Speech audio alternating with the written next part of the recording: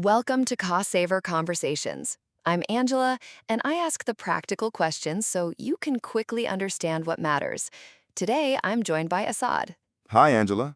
We are unpacking gym versus home workout, uncovering the true cost over 5 years today, and tying it back to the wider cost saver ecosystem, including tools like gym versus home workout cost comparator, 1-5 year TCO, and commute cost calculator, so you can turn insights into action quickly. Just a heads up before we dive in, we are your synthetic hosts. We are great with numbers, but as AI, we can sometimes be confidently wrong. Think of us as the digital versions of your most knowledgeable, slightly caffeinated friends. Exactly. Treat this chat as a smart estimate only, not as professional financial guidance. Always check important details with official sources or a qualified expert before making any big decisions. Welcome back to the Cost Saver podcast. Today, we are getting into something that I think, honestly, most of us have wrestled with at some point: gym membership versus working out at home. And we're not just doing a quick comparison, we're looking at the true cost over 5 years. Yeah, and it's one of those things, Angela, where the headline price, which you see on the poster in the window, is almost never the real price. And that's where people get properly caught out. I mean, you see those budget gym ads, right? £15 a month. And you think, oh, that's a no-brainer. But you're saying there's a whole iceberg underneath that number? Totally. Like, I've dug into this for friends, family, readers. The pattern is always the same. People glance at the monthly fee, sign up, go twice in January, and then just never cancel. And that, over 5 years, quietly drains around 2,400 pounds from your account for roughly 8 workouts. Wait, 2,400 pounds for 8 workouts? Yeah. That is genuinely horrifying. It sounds extreme, but it happens all the time. That's kind of the whole problem with how people approach this decision. They compare the monthly fee and call it a day. Okay, so walk me through it. What are these hidden costs beyond the direct debit? Right, so for gyms specifically, you've got your joining or admin fees first off, usually 10 to 50 quid.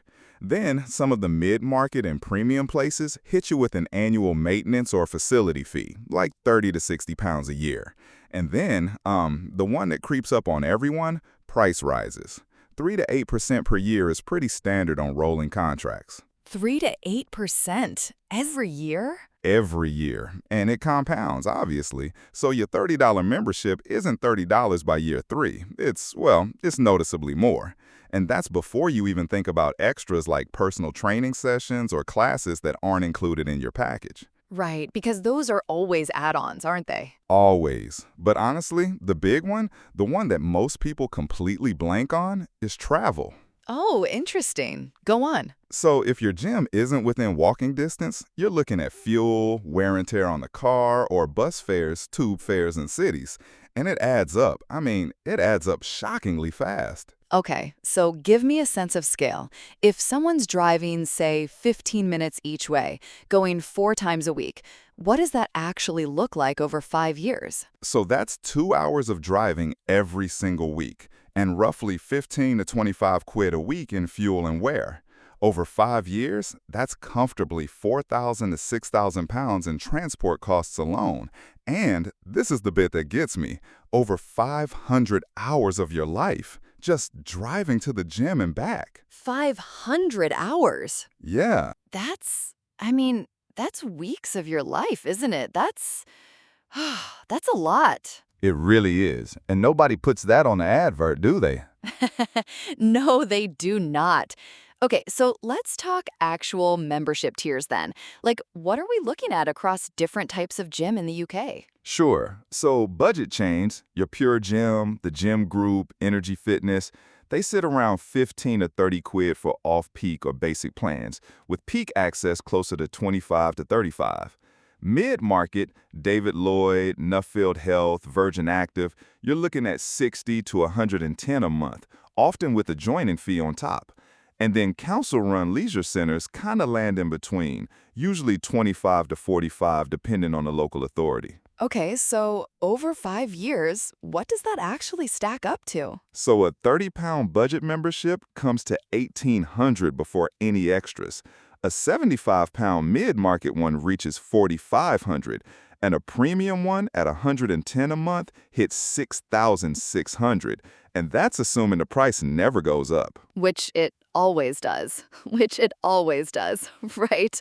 And then you layer the travel on top of all of that. Exactly. So your budget gym at 25 a month sounds cheap, but once you add the bus fare, the joining fee buried in a small print, maybe the protein bar from the vending machine, it's a very different number. Okay. And I should mention, there's a warning here about contracts, right? Oh yeah, this is important. A lot of UK gyms operate on minimum term contracts, usually 12 months, that then quietly roll into a monthly contract afterwards. And if you try to cancel early, they can trigger the remaining balance as a single lump sum. So always read the cancellation clause before you sign. And set a calendar reminder for the renewal date. I cannot stress that enough. That's such good advice. I feel like everyone just clicks agree and never reads that stuff. Yeah, guilty as charged historically. Huh, fair enough. Okay, so that's the gym side. Let's flip it. Home workouts. They sound expensive to set up, at least at first glance. What's the reality? So it's tiered, which I think is the key thing people miss. You don't have to go all in on day one. Tier 1 is body weight only. Yoga mat, resistance bands, a pull-up bar over the door. Total outlay, around 50 to 120 quid, and it'll last you 5 years easily. Right.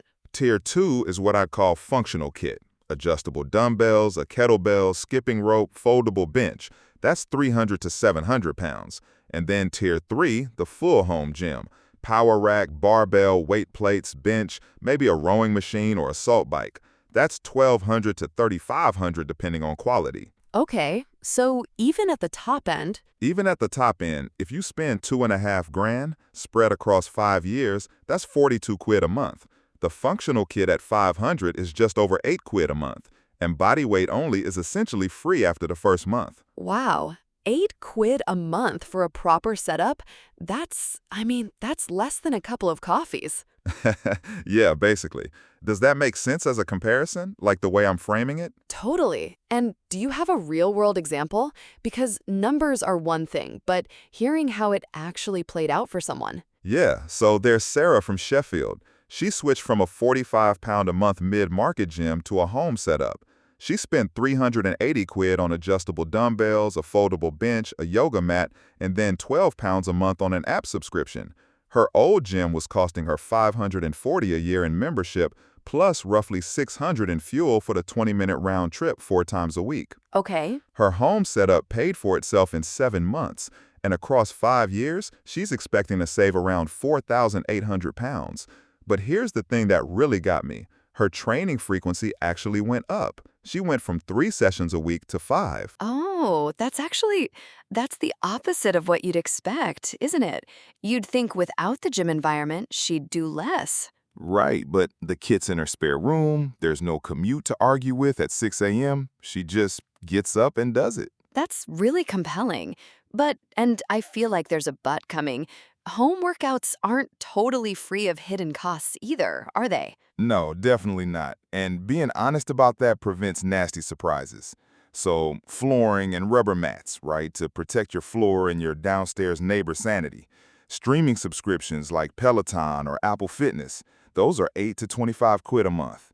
Resistance bands perish after a couple of years, so they need replacing. And then, this is one people never think of. If you're training in a garage or a shed in winter, heating costs. Easily 100 to 200 quid across the colder months. Heating.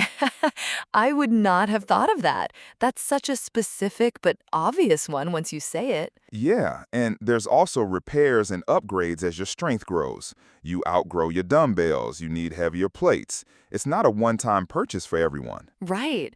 And what about buying secondhand? That seems like it could really help with the initial outlay. Oh, massively. Facebook Marketplace, Gumtree, local buy-nothing groups, they're full of barely used weights and benches. People buy ambitious home gyms in January and sell them in April. So if you search in spring or autumn, you get brilliant deals. Quality Strength Kit holds value really well on the secondhand market, too. Cardio machines depreciate faster, but the iron? That stuff lasts forever. I love that. January ambition, April regret. Someone else's loss is your gain. Exactly. Brutal but true. Okay, so there's also this thing about space being a cost, which I thought was really interesting. Can you explain that? Yeah, so this is sort of the opportunity cost angle. If your home gym takes up a spare bedroom that you could otherwise rent out, there's a real financial trade-off. In London, even a small box room can be worth 400 to 600 pounds a month under the rent-a-room scheme. That's not a reason to skip a home gym necessarily, but it's worth factoring in, honestly. I hadn't thought about it like that at all. That's a whole other dimension. It is, and it's one of those things that no calculator's going to flag for you. You have to think about it yourself. So let's do the proper side by side then. What does the 5-year comparison actually look like when you lay it all out? Okay, so budget gym at $25 a month, roughly $1,500 over 5 years, plus around $200 in joining fees and price rises, plus whatever travel cost you, versus a basic home setup with bands, mat, adjustable dumbbells, around $250 to $400 total. The home setup wins by over 1,000 pounds, plus you save the travel time. Right, and mid-market? Mid-market gym at $75 a month, roughly $4,500 over 5 years, plus joining fee, plus annual price rises, often pushes it past $5,500, versus a functional home gym with bench, barbell, plates, maybe a rower, $1,500 to $2,500 total. Home gym wins by $3,000 or more. But, and this is the crucial bit, only if you actually use it. And at the premium end? Premium Club at $110 a month, roughly $6,600 over 5 years, often $8,000 once price rises and extras are included. Top-tier home setup, $3,000 to $4,000 total. Home setup is cheaper on paper, but premium gym members are usually paying for the pool, sauna, classes, community, not just the weights. It's a different proposition. Yeah, that makes sense. It's not really apples to apples at that level. No, exactly. So this brings us to the bit that I think is actually the most important, the psychology of it, because the cheapest option means nothing if you don't use it, right? 100%. And this is where I always tell people, a gym you attend 3 times a week for 5 years is genuinely cheaper per session than a home gym you ignore. Adherence is the variable that swings the whole calculation. So what keeps people going to a gym versus sticking with home workouts? Gyms are kind of a built-in commitment device. You've paid, you've turned up, you might as well train. The presence of other people working hard is genuinely motivating for most people. Classes give structure, trainers give expertise. That social fuel it's huge for some. Right. You feel like you've made the effort, so you'd better make the effort to actually do something. Exactly. But then home workouts demand more self-discipline. There's no one watching, the sofa's right there, the kettle's calling. Some people thrive in that environment, though. Introverts, parents juggling small kids. Others quietly stop after 3 weeks and the rower becomes a coat rack. The coat rack rower. I feel like everyone knows someone with one of those. It's practically a meme at this point. And I suppose your living situation plays into this massively, too, like renting versus owning, urban versus rural. Oh, massively. If you're renting and moving every year or two, hauling 200 kilos of cast iron up 3 flights of stairs in Bristol that's a mistake you only make once. Renters usually benefit from lighter, more portable kit or gym memberships that move with them. Homeowners with a garage or spare room can build something permanent, though, and the kit becomes a genuine investment. And the urban-rural thing? In cities, gyms are everywhere. Competition keeps prices down. A 10-minute walk to a budget gym is genuinely viable. But rural areas, the nearest gym might be a 20-mile drive, which honestly just kills the membership case before it even starts.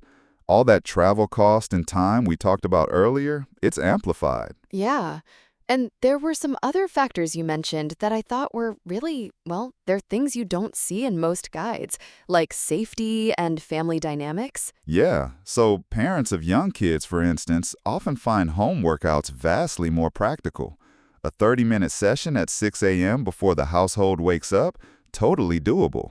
Driving to a gym, parking, training, showering, driving back, that's not realistic with a toddler schedule.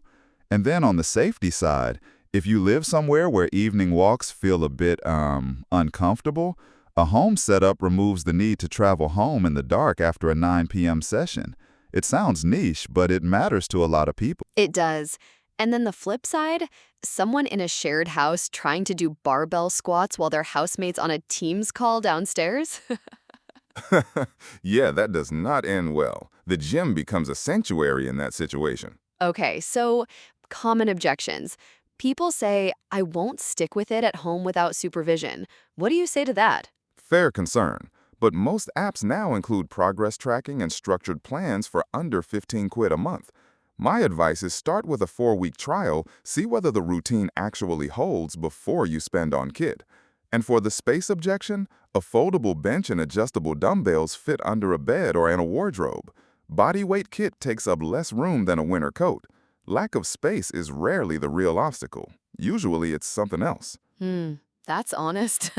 Okay, so after all of this, all the numbers, the psychology, the living situations, is there a clear winner? So the way I'd put it is this. The true cost of fitness over 5 years is rarely what the marketing suggests. A 25-pound monthly gym isn't really 25 quid once you add joining fees, travel, and price rises. A 2,000-pound home gym isn't really $2,000 once you spread it across 1,800 days of use. The cheapest option, mathematically, is whichever one you actually use, week after week for years. That kind of reframes the whole thing, doesn't it? It does, and honestly, for most UK households, a hybrid approach quietly wins. A budget gym membership at 20 quid a month, plus a small home setup for busy days or quick sessions, that costs around 1,500 over 5 years and covers nearly every scenario. Best of both worlds without overcommitting to either. I love that. Okay, so quick recap for anyone listening. 1. Dig out your bank statements and add up every fitness-related transaction for the last 3 months. The honest baseline is your starting point. 2. Don't just compare monthly fees. Factor in joining fees, price rises, travel costs, and time. The real 5-year number is always higher than the sticker price. 3. Home setups range from 50 quid for bodyweight basics to 3.5 grand for a full setup, but even the top end works out at about £42 a month over 5 years. 4. Be honest about what makes you actually train. If you need the social fuel, a gym membership is money well spent. If you're self-motivated and short on time, home wins. And 5. Consider the hybrid. Budget gym plus a modest home setup covers most scenarios for about $1,500 over 5 years. Asad, this has been brilliant. Thank you. Thanks, Angela. Appreciate it. Quick side note, this guide connects with other cost-saver blogs, especially hidden costs of commuting that calculators miss, mistakes to avoid when moving cities, and postcode crime data and rental risk. Exactly. And reading those together helps you connect the dots across your household budget, not just this one topic in isolation. And if you want to apply this immediately, jump into tools like Gym vs. Home Workout Cost Comparator, 1 5-year TCO, and Commute Cost Calculator right after this episode. That wraps this cost-saver conversation with Angela and Asad. If this helped, share it with someone who could put these ideas to work this week. Your next step is simple. Try Gym vs. Home Workout Cost Comparator 1 5-year TCO, then read Hidden Costs of Commuting that Calculators Miss, and use them together to take action today.